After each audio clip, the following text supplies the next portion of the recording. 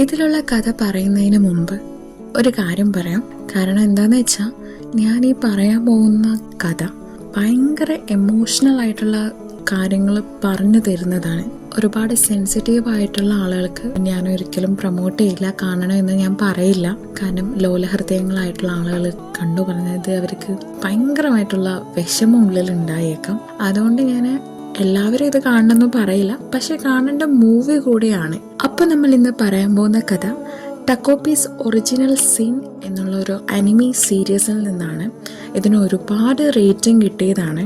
അപ്പോൾ കഥയിലേക്ക് പോയാലോ. സ്കൂൾ വിട്ട് കുട്ടികളെല്ലാം കളിച്ചും ചിരിച്ചും നടന്നു പോകുമ്പോൾ ഷിസുക എന്നൊരു പെൺകുട്ടി മാത്രം വഴി മാറി ഒരു ഗ്രൗണ്ടിനടുത്ത് പോയിരിക്കുന്നു. അവിടെ ഒരു പൈപ്പിനടുത്ത് ഒരു സൗണ്ട് കേട്ടിട്ട് ഷിസുക ചോദിക്കുന്നുണ്ട് അവിടെ ആരെങ്കിലും ഉണ്ടോന്ന്.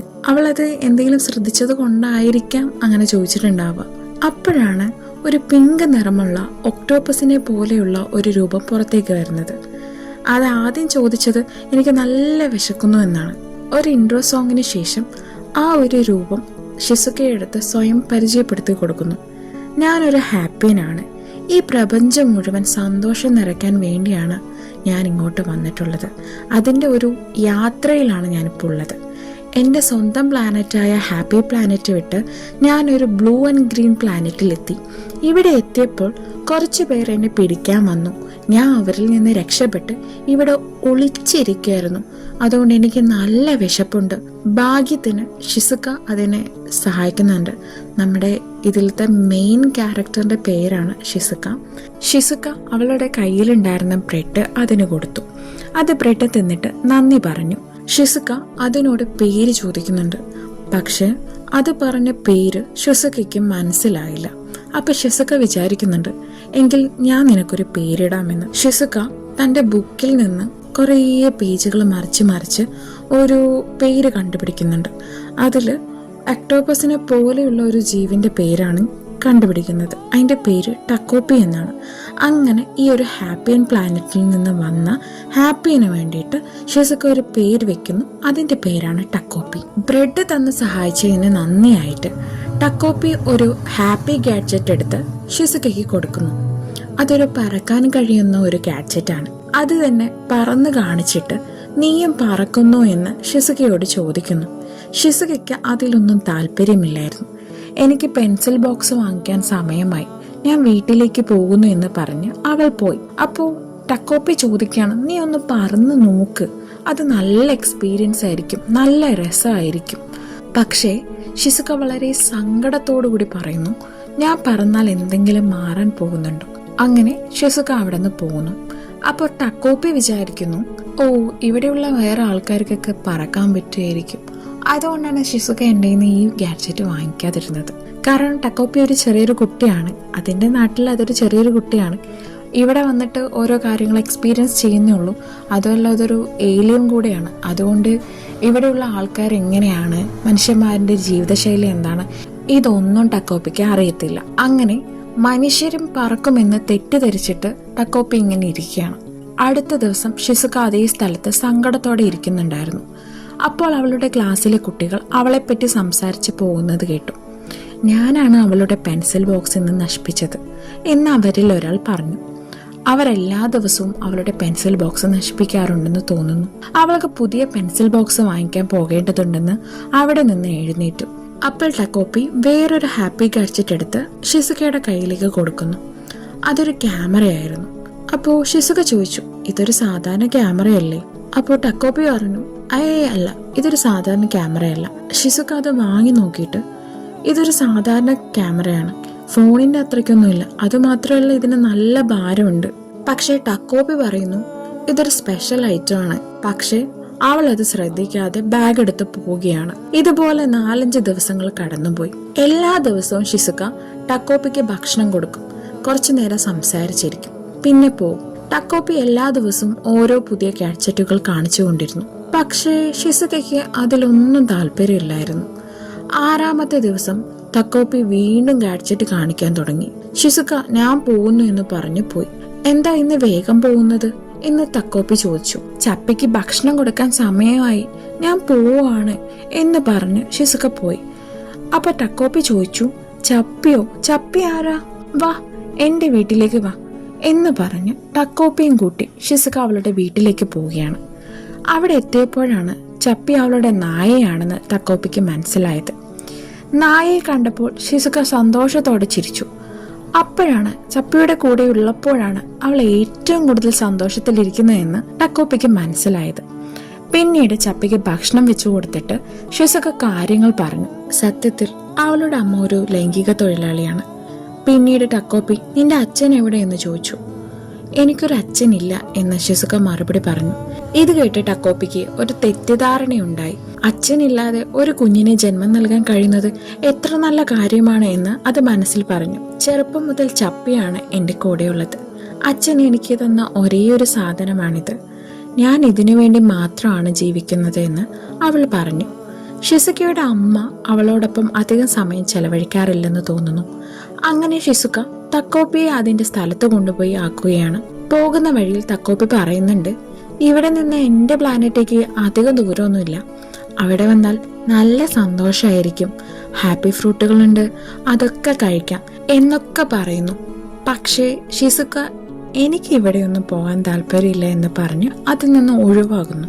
ചപ്പി ഉണ്ടെങ്കിൽ എനിക്ക് വേറെ ഒന്നും വേണ്ട എന്നതായിരുന്നു അവളുടെ നിലപാട്. അങ്ങനെ നന്ദി പറഞ്ഞ് അവൾ പോവുകയാണ്. അടുത്ത ദിവസം ഷിസുക അതേ സ്ഥലത്ത് മുഖം നിറയെ മുറിവുകളുമായി നിൽക്കുന്നു.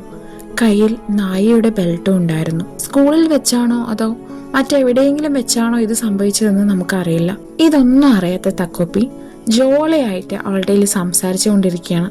നിന്റെ മുഖം എന്താ ചുവന്നിരിക്കുന്നത് എന്ന് ചോദിച്ചപ്പോൾ ഞാൻ ഫ്രണ്ട്സുമായി വഴക്കിട്ടു എന്ന് പറയുന്നു.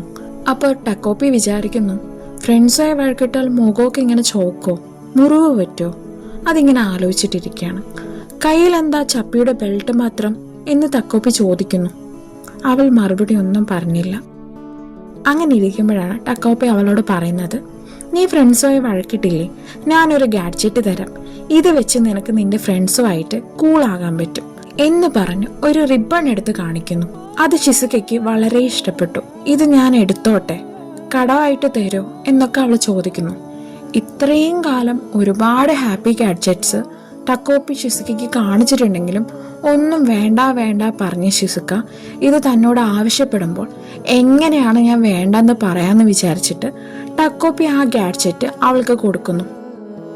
അവൾ അത് വാങ്ങിയിട്ട് പോവുകയാണ്. അപ്പോഴാണ് ടക്കോപ്പിയുടെ അമ്മ പറഞ്ഞത് ഓർമ്മ വന്നത്. അതായത്, നീ ഹാപ്പി ഗാഡ്ജറ്റുകൾ ഉപയോഗിച്ച് ലോകത്ത് മുഴുവൻ സന്തോഷം പരത്തണം. പക്ഷെ ഒരു നിയമമുണ്ട്, അത് നീ ഒരിക്കലും ലംഘിക്കരുത്. ആ ഗാഡ്ജറ്റുകൾ ഒരു അന്യഗ്രഹ ജീവിക്കും ഒറ്റയ്ക്ക് കൊടുക്കരുത്. അതായത് ഹാപ്പി ഗാഡ്ജറ്റ് ഉപയോഗിക്കുന്നുണ്ടെങ്കിൽ അത് ഒരു ഹാപ്പിന്റെ മുമ്പിൽ വെച്ച് മാത്രമായിരിക്കണം ഉപയോഗിക്കേണ്ടത്. അങ്ങനെ ഇതൊക്കെ ആലോചിച്ചിട്ട് വളരെ വിഷമത്തോടെ ഇരിക്കുകയാണ് ടക്കോപ്പി. അതിനോട് തന്നെ പറയുന്നുണ്ട്, വിഷമിക്കേണ്ട ശരിയാവും, വിഷമിക്കേണ്ട ശരിയാവും എന്നൊക്കെ. സമയം പോകും തോറും അതിനുള്ളിൽ എന്തോ ഒരു ഭയം പോലെ. ഷിസുകനെയും ഇത്ര നേരമായിട്ട് കാണുന്നുമില്ല.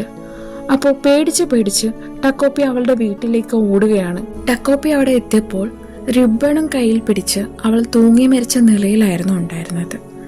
എന്താണ് സംഭവിച്ചതെന്ന് ടക്കോപ്പിക്ക് മനസ്സിലായില്ല.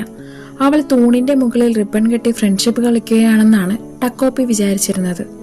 അപ്പൊ ടക്കോപ്പി പറയുന്നുണ്ട്, അങ്ങനെ ചെയ്യരുത്, ഇതിങ്ങനെയല്ല ചെയ്യേണ്ടത്, ഞാൻ പറഞ്ഞു തരാം എങ്ങനെ ചെയ്യേണ്ടത്, താഴെ വാ എന്ന് കുറേ വിളിക്കുന്നു. ഞാൻ പറഞ്ഞിട്ടുണ്ടായിരുന്നു ടക്കോപ്പി ഒരു ചെറിയ കുട്ടിയാണ്, അത് എല്ലാവരുടെയും ഹാപ്പി പരത്താൻ വേണ്ടിയിട്ടാണ് വന്നിട്ടുള്ളത്. പക്ഷേ മനുഷ്യന്മാരെങ്ങനെയാണെന്നോ മനുഷ്യന്മാരോട് എങ്ങനെ ഇടപഴകണമെന്നോ എന്നൊന്നും ടക്കോപ്പിക്ക് അറിയത്തില്ല. അങ്ങനെ എങ്ങനെയൊക്കെയോ ടക്കോപ്പി അവളെ താഴേക്ക് ഇറക്കിയപ്പോൾ അവൾ താഴേക്ക് വീണു. അപ്പോഴാണ് അവൾ മരിച്ചു എന്ന് അതിന് മനസ്സിലായത്. ഭയന്ന് വിറച്ച ടക്കോപ്പി ആ സ്ഥലം വിട്ട് ഓടിപ്പോവുകയാണ്. ഇതെല്ലാം ഞാൻ കാരണമാണ് ഉണ്ടായത്, ഞാൻ റൂൾ ബ്രേക്ക് ചെയ്തത് കൊണ്ടാണ് ഇങ്ങനെ സംഭവിച്ചത് എന്നൊക്കെ ചിന്തിച്ച് അതൊരു ആശയക്കുഴപ്പത്തിലിരിക്കുകയാണ്. അന്നത്തെ ക്യാമറ വെച്ച് എടുത്ത ഫോട്ടോയ്ക്ക് ഒരു പ്രത്യേക കഴിവുണ്ടായിരുന്നു. ടൈം റിവേഴ്സ് ചെയ്യാനുള്ള കഴിവാണ് അതിനുള്ളത്. ഫോട്ടോ തിരിച്ചു പിടിച്ചുകൊണ്ട് അത് ആ ടൈം ലൈനിലേക്ക് തന്നെ പോകുന്നു. അതായത് രണ്ടാമത്തെ ദിവസത്തിലേക്ക് പോവുകയാണ്. ഇതിന്റെ കാരണം ഞാൻ എന്തായാലും കണ്ടുപിടിച്ചേ പറ്റൂ എന്ന് ടക്കോപ്പി ഷിസുകയുടെ സ്കൂളിലേക്ക് പോകാൻ തീരുമാനിച്ചു. അങ്ങനെ പിറ്റേ ദിവസം മുതൽ ടക്കോപ്പി ഷിസുകയുടെ കൂടെ സ്കൂളിലേക്ക് പോവുകയാണ്. അപ്പോൾ ആരും കാണാതിരിക്കാൻ വേണ്ടിയിട്ട് ടക്കോപ്പി വേറൊരു ഗാഡ്ജറ്റ് യൂസ് ചെയ്യുന്നുണ്ട്. അതൊരു പൂവ് പോലെയുള്ള ഗാഡ്ജറ്റ്. ഈ ഒരു ഗാഡ്ജറ്റ് യൂസ് ചെയ്തു പറഞ്ഞാൽ വേറെ ആർക്കും ടക്കോപ്പിയെ കാണാൻ പറ്റത്തില്ല. അതായത് ഷിസുക്കയുടെ ഷോൾഡറിൽ ഒരു പൂ ഇരിക്കുന്ന പോലെ തന്നെ തോന്നുള്ളൂ. ഇതെല്ലാം ആ ക്ലാസ്സിലെ മരീൻ എന്ന് പറഞ്ഞ സ്റ്റുഡൻറ് ശ്രദ്ധിക്കുന്നുണ്ട്. സ്കൂളിൽ പോയപ്പോൾ ഷിസുക ഹോംവർക്ക് ചെയ്യാൻ മറന്നുപോയി. ഹോംവർക്ക് ചെയ്യാത്തത് കൊണ്ടാണ് അവൾ സങ്കടത്തിലായിരിക്കുന്നത് എന്ന് തക്കോപ്പിക്ക് മനസ്സിലായി. അപ്പോൾ അത് വീണ്ടും ടൈം റിവേഴ്സ് ചെയ്ത് നീ ഹോംവർക്ക് ചെയ്യാൻ മറന്നു, ഇതാണ് ഇതിന്റെ ഉത്തരം എന്നൊക്കെ പറഞ്ഞു കൊടുത്ത് അതിനെ ഹോംവർക്ക് ചെയ്യാൻ ഹെൽപ്പ് ചെയ്യുന്നു. അതായത് എങ്ങനെയെങ്കിലും ഷിസുക്കയെ ആ ഒരു കാര്യം ചെയ്യുന്നതിൽ നിന്ന് പിന്തിരിപ്പിക്കണം. അപ്പോൾ അതിനു വേണ്ടിയിട്ട് ഷിസുക്കയുടെ സ്കൂളിൽ പോയിട്ട് അവിടെ എന്താണ് നടന്നത്, അന്നത്തെ ദിവസം എന്തൊക്കെയാണ് നടന്നത്, അതൊക്കെ കണ്ടുപിടിക്കണം. ഷിസുക്കയ്ക്ക് വിഷമം ഉണ്ടാക്കുന്ന രീതിയിൽ എന്തൊക്കെ സംഭവിച്ചോ അതൊക്കെ അറിയാൻ വേണ്ടിയിട്ടാണ് ടക്കോപ്പി ശ്രമിക്കുന്നത്. അടുത്ത ദിവസം ഷിസുക്ക ഹോംവർക്ക് കറക്റ്റായി ചെയ്തു. അങ്ങനെ ഇരിക്കുന്ന സമയത്ത് വേറൊരു പ്രശ്നം വന്നു. ആ പ്രശ്നത്തിനും ഇതുപോലെ ടൈം റിവേഴ്സ് ചെയ്തിട്ട് ടക്കോപ്പി ആ പ്രശ്നവും സോൾവ് ചെയ്യുന്നു. അപ്പോഴാണ് ടക്കോപ്പിക്ക് ഒരു കാര്യം മനസ്സിലാവുന്നത്. ഷിസുക്കയ്ക്ക് എല്ലാ പ്രശ്നവും ഉണ്ടാക്കുന്നത് മരീൻ എന്ന പെൺകുട്ടിയാണ്. നോട്ട്ബുക്ക് ഒളിപ്പിച്ച് വെക്കുന്നത്, ബാഗ് എറിഞ്ഞു കളയുന്നത്, ഷിസുക ഭക്ഷണം കഴിക്കാത്തത് കൊണ്ട് കളിയാക്കുന്നത്, ഹോംവർക്ക് ചെയ്യാൻ സമ്മതിക്കാത്തത്, ഇങ്ങനെ എല്ലാം ചെയ്യുന്നത് മരീൻ എന്ന പെൺകുട്ടിയാണ്. ഇത് എല്ലാ ദിവസവും നടക്കുന്ന കാര്യമാണ്. ടക്കോപ്പി എല്ലാ പ്രശ്നങ്ങളും പരിഹരിക്കുന്നു. ഒരു ദിവസം മരീൻ എല്ലാ ദിവസവും ചെയ്യുന്ന പോലെ ഷിസുകയെ കളിയാക്കാൻ നോക്കി. പക്ഷെ ഒന്നും നടന്നില്ല. അപ്പോൾ മരീൻ എനിക്ക് അവളെ കാണണം എന്ന് പറയുന്നു. ഷിസുക പേടിച്ച് ബാത്റൂമിൽ പോയി ഒളിച്ചിരിക്കുന്നു. എനിക്ക് പോകാൻ പേടിയാണെന്ന് അത് പറയുന്നു. അപ്പോൾ ടക്കോപ്പി ഞാൻ നിനക്ക് പകരം പോവാം എന്ന് പറയുന്നു. ടക്കോപ്പി മറ്റൊരു ഗാഡ്ജറ്റ് ഉപയോഗിച്ച് ഷിസുകയുടെ രൂപം എടുത്തിട്ട് മരീന്റെ അടുത്ത് പോയി. ടക്കോപ്പി സ്നേഹത്തോടെയും വാത്സല്യത്തോടെയും സംസാരിച്ചെങ്കിലും മരീൻ അത് ഇഷ്ടപ്പെടാതെ ടക്കോപ്പിയെ തല്ലാൻ തുടങ്ങി. ടക്കോപ്പി സംസാരിക്കുന്ന രീതി മരീനെ തീരെ ഇഷ്ടപ്പെട്ടില്ല. ഷിസുക സാധാരണ മനുഷ്യരെ പോലെയാണ് സംസാരിക്കുന്നത്. എന്നാൽ ടക്കോപ്പി ഒരു വിചിത്രമായ രീതിയിൽ സംസാരിച്ചു. നീ എന്തിനാണ് ഇങ്ങനെ സംസാരിക്കുന്നത് എന്ന് പറഞ്ഞ് മരീൻ അതിനെ വീണ്ടും വീണ്ടും തല്ലി. നീ എന്താ എല്ലാ ദിവസവും കറക്റ്റായി ഹോംവർക്ക് ചെയ്യുന്നത്, എല്ലാ കാര്യങ്ങളും നീ കറക്റ്റായി ചെയ്യുന്നത് എന്ന് ചോദിച്ച് വീണ്ടും തല്ലി. ടക്കോപ്പിക്ക് ഒന്നും മനസ്സിലാകാതെ അത് കരഞ്ഞു. അപ്പോഴാണ് ഷിസുക എന്തുകൊണ്ടാണ് ഭയപ്പെട്ടതെന്ന് അതിന് മനസ്സിലായത്. പിന്നീട് ടൈം റിവേഴ്സ് ചെയ്ത് അവൾക്ക് വേണ്ടി എല്ലാ സഹായവും ടക്കോപ്പി ചെയ്യുന്നു. വീണ്ടും മരീൻ ഷിസുകയെ വിളിച്ചു. പക്ഷെ ഇത്തവണ ടക്കോപ്പിക്ക് മാറാൻ താല്പര്യമില്ലായിരുന്നു. കാരണം അതിന്റെ മനസ്സിൽ മൊത്തം പേടിയായിരുന്നു. കഴിഞ്ഞ തവണ മാറിയപ്പോഴാണ് മരീന്റെ കയ്യിൽ നിന്ന് ടക്കോപ്പിക്ക് നല്ല അടി കിട്ടിയത്. പക്ഷെ ആ ഒരു പ്രശ്നത്തിൽ നിന്ന് ഷിസുകയെ രക്ഷിച്ചത് ആസ്മ എന്ന പയ്യനാണ്. ആസ്മ ഒരു നല്ല സ്റ്റുഡൻ്റ് ആണ്. ആ സ്കൂളിൽ നല്ല പഠിക്കുന്ന നല്ല ടാലന്റ് ഉള്ള ഒരു സ്റ്റുഡൻ്റ് ആണ്. അപ്പൊ ആസ്മ പറയുന്നുണ്ട്, നിനക്ക് എന്തെങ്കിലും പ്രശ്നം ഉണ്ടെങ്കിൽ എൻ്റെ പറയൂ, നമുക്ക് അടുത്ത സ്റ്റുഡന്റ് കൗൺസിലിൽ ഇതിനെപ്പറ്റി സംസാരിക്കാം. നീ സംസാരിക്കുന്നു എന്ന് ചോദിച്ചു. ഷിസുകയ്ക്ക് അതിൽ താല്പര്യമില്ലായിരുന്നു. ഇതിലൊന്നും ഒരു മാറ്റവും വരാൻ പോകുന്നില്ല എന്ന് പറഞ്ഞ് ഷിസുക ഗ്രൗണ്ടിലേക്ക് പോയി. മരീനിന്റെ അച്ഛനും എൻ്റെ അമ്മയും ഒരുമിച്ചാണ്, അതൊക്കെയാണ് ഈ പ്രശ്നത്തിന് കാരണമെന്ന് അവൾ പറയുന്നു. അവർ ഒന്നിച്ച് പോകാൻ തുടങ്ങിയപ്പോൾ മുതൽ ഇത് തുടങ്ങി. ഇതിലൊന്നും ഒരു മാറ്റവും വരാൻ പോകുന്നില്ല. ഞാൻ സ്കൂളിൽ പോയാലും അവിടെ സന്തോഷം ഉണ്ടാകില്ല. ഞാൻ ഒരുപാട് കഷ്ടപ്പാടുകൾ നേരിടേണ്ടി വരും. എന്ത് ചെയ്യും എന്ന് ഷിസുക വിഷമിച്ചു.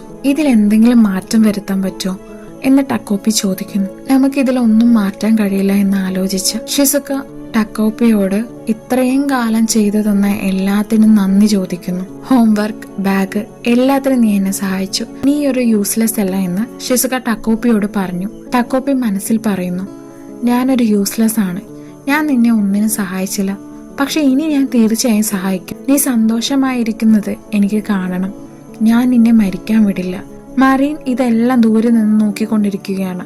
പിന്നീട് അവൾ വീട്ടിലേക്ക് പോയി. ഞാൻ 10 തവണ ട്രൈ ചെയ്തിട്ടും അവൾ എങ്ങനെ രക്ഷപ്പെട്ടു എന്ന് എനിക്ക് മനസ്സിലാകുന്നില്ല എന്ന് ദേഷ്യത്തിൽ പറഞ്ഞു.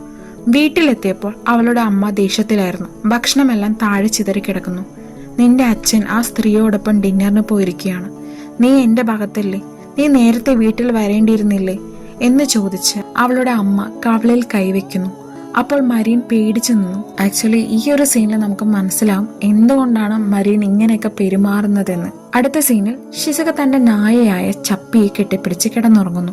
അടുത്ത് ടക്കോപ്പി ചിരിച്ച് അതിനെ നോക്കി നിൽക്കുന്നുണ്ട്. ഒരു പക്ഷെ അത് അവിടെ തന്നെ താമസിക്കാൻ തുടങ്ങിയെന്ന് തോന്നുന്നു. ഇന്ന് അവൾ മരിക്കേണ്ടതായിരുന്നു. പക്ഷേ ടക്കോപ്പി എല്ലാ പ്രശ്നങ്ങളും പരിഹരിച്ച് അവളെ രക്ഷിച്ചു. ഈ രംഗം കാണാൻ നല്ലതായിരുന്നു. എന്തുകൊണ്ടാണ് മരീൻ അങ്ങനെ പെരുമാറുന്നതെന്ന് നമുക്കറിയില്ല. ഒരുപക്ഷെ അവളുടെ ഭാഗത്തും ഒരു പ്രശ്നമുണ്ടാവും. അതുകൊണ്ട് അടുത്ത എപ്പിസോഡുകളിൽ നമുക്ക് ആരാണ് ഇതിന് കാരണം എന്ന് കണ്ടുപിടിക്കാം. നിങ്ങൾ സബ് ടൈറ്റിലൂടെ അനിമെ കാണുന്നവരാണെങ്കിൽ തീർച്ചയായും ഈ സീരീസ് കാണുക. അത്രയും റേറ്റിംഗ് ഉള്ള സീരീസാണ്. പക്ഷേ ഇതിലൊരു ഡിസ്ക്ലൈമർ ഉണ്ട്, 16 വയസ്സിന് താഴെയുള്ളവർ ഇത് കാണരുത് എന്നാണ്. സോ അത് ഒഴിവാക്കുക. ഇത് നല്ലൊരു കഥയാണ്. ഈ വീഡിയോ ഇഷ്ടപ്പെട്ടെങ്കിൽ ലൈക്ക് ചെയ്യാൻ മറക്കരുത്. നിങ്ങളുടെ ലൈക്കുകളാണ് ഈ വീഡിയോ കൂടുതൽ പേരിലേക്ക് എത്താൻ സഹായിക്കുന്നത്. എനിക്ക് അടുത്ത വീഡിയോകൾ ചെയ്യാനുള്ള ഒരു ഇൻസ്പിറേഷനും നിങ്ങളുടെ ലൈക്കിലാണുള്ളത്. ഈ കഥയെക്കുറിച്ചോ എൻ്റെ ശബ്ദത്തെക്കുറിച്ചോ അല്ലെങ്കിൽ ഞാൻ ഈ കഥ പറഞ്ഞ രീതിയെക്കുറിച്ചോ നിങ്ങൾക്ക് എന്തെങ്കിലും അഭിപ്രായം ഉണ്ടെങ്കിൽ കമൻറ്റിൽ അറിയിക്കുക. താങ്ക് യു സോ മച്ച് എന്നെ ഒരുപാട് സപ്പോർട്ട് ചെയ്യുന്നതിന്.